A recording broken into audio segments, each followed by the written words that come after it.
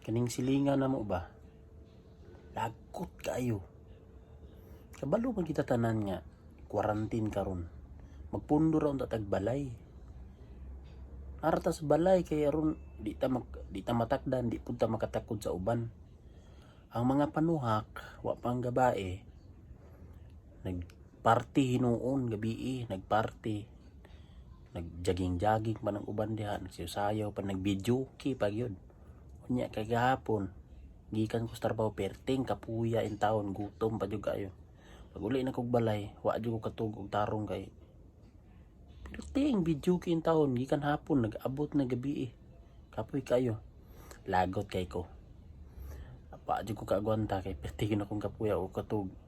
Naugon ko pa, tuon ko pa silingan. Pag abot na ko dito, lamia sa ilang makaroni.